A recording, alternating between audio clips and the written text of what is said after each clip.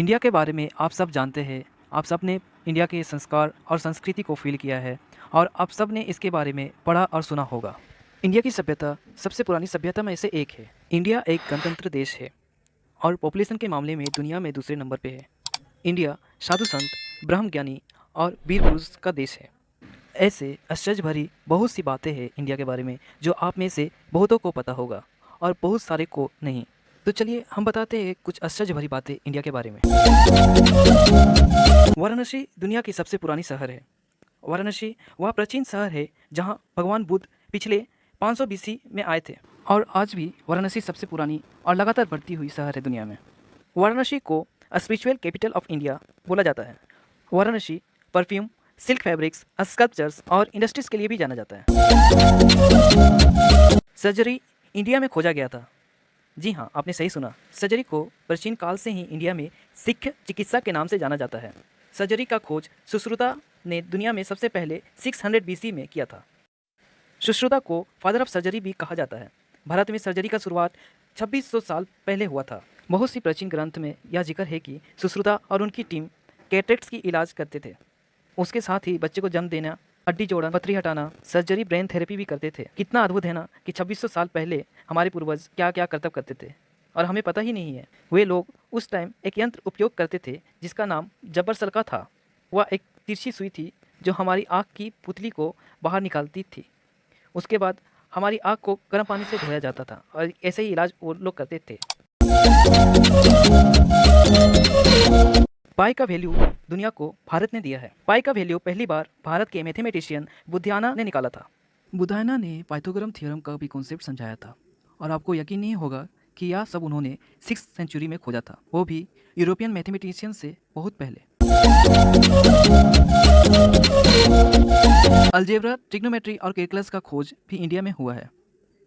आज के युग में अलजेब्रा, ट्रिग्नोमेट्री और कैलकुलस का मैथमेटिक्स में बहुत ही ज़्यादा महत्व है।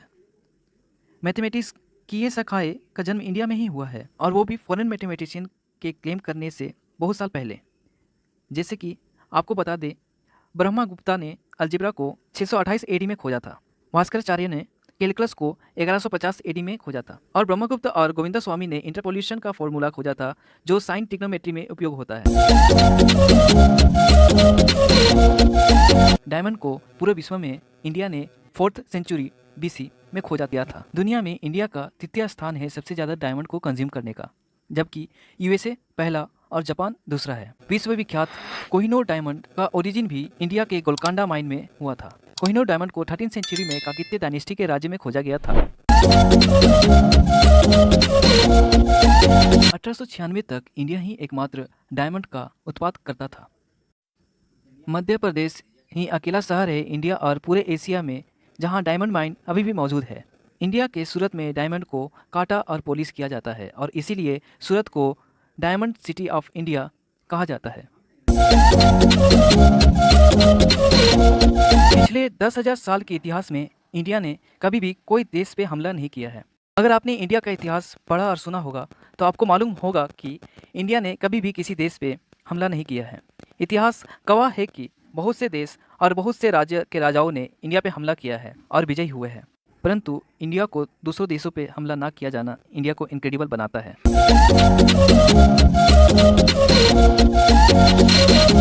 इंडिया विश्व के 4 सबसे बड़ी और महत्वपूर्ण धर्म का जन्मदाता है। जी हाँ, इंडिया के पवित्र धरती पर 4 पवित्र धर्म का जन्म हुआ है। वह 4 पवित्र धर्म हैं बुद्धिज्म, जैनिज्म, सिखिज्म और हिंदुज्म। ये 4 बड़ी धर्म दुनिया की आबादी में से 25% लोगों द्वारा फॉलो किया जाता है।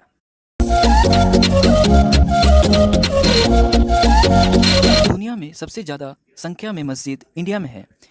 इस्लाम धर्म इंडिया और दुनिया में दूसरा सबसे बड़ा धर्म है। इंडिया में 3 लाख से ज़्यादा मस्जिद है और ये दूसरे सभी मुस्लिम देशों से ज़्यादा है और एक इंडियन होने के नाते मुझे इस पर गर्व है।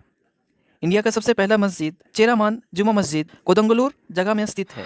मस्जिद का ताज बोले जाने वाला मस्जिद ताजुल मस्जिद भोपाल में स्थित है। यह इंडिया की सबसे बड़ा मस्जिद और एशिया में सबसे बड़े मस्जिद में से एक है। इंडिया ने सबसे पहले खोजा था धरती द्वारा सूर्य का चारों ओर चक्कर लगाने का लगने वाली समय। यह बिल्कुल सच और अद्भुत है। भास्कराचार्य ने खगोल शास्त्र से कई सौ साल पहले धरती द्वारा सूर्य के चारों ओर चक्कर लगाने में लगने वाले सही समय की गणना की थी। उनकी गणना के अनुसार सूर्य की परिक्रमा में पृथ्वी को 365.27 87 56 दिन का समय लगता है।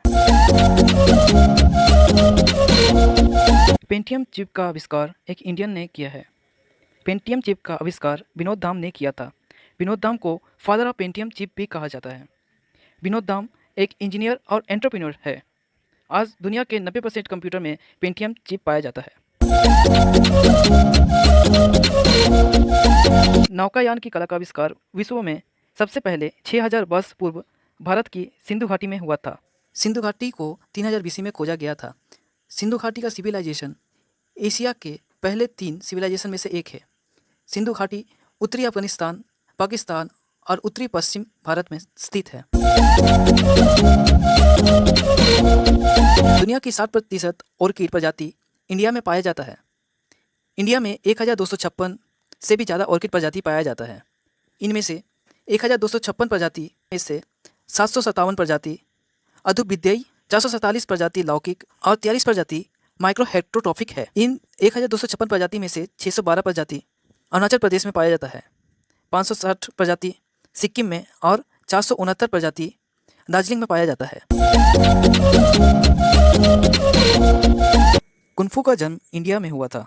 कुंफू का पिता और जन्मदाता एक इंडियन बुद्धिस्ट साधु थे जिनका नाम तातमो एवं बोधिधर्मा था। बोधिधर्मा भारत के दक्षिण क्षेत्र के थे। बोधिधर्मा एक महान ब्राह्मण राजा के तीसरे पुत्र थे। वह इंडिया से चाइना में 500 BC के आसपास गए थे। बोधिधर्मा चाइना में जाकर वहाँ के लोगों को शारीरिक परीक्षण देने लगे थे, जिसे वहाँ के लोगों ने उसे कुंफू का नाम दिया। सांप सीढ़ी का खेल भारत में आविष्कार हुआ था। सांप सीढ़ी का खेल 13वीं सदी में कवि संत ज्ञान देव द्वारा तैयार किया गया था। इसे मूल रूप से मोक्षपट कहते थे। इस खेल में सीढ़ियाँ वरदानों का प्रतिनिधित्व करती थी, जबकि सांप अवगुणों को दर्शाते थे। इस खेल को कौड़िया तथा पासे के साथ खेला जाता था। आगे चलकर इस खेल में कई बदलाव किए गए, परंतु इसका अर्थ वही रहा, अर्थात अच्छे काम लोगों को स्वर्ग की ओर ले जाते हैं और बुरे काम दोबारा जन्म के चक्र में डाल देते हैं। दोस्तों, इसी के साथ आज की वीडियो का समाप्ति होता है। इसी तरह हमें सपोर्ट करें, लाइक करें, सब्सक्राइब करें और शेयर करके सारे दोस्त को ज्ञान बांटें।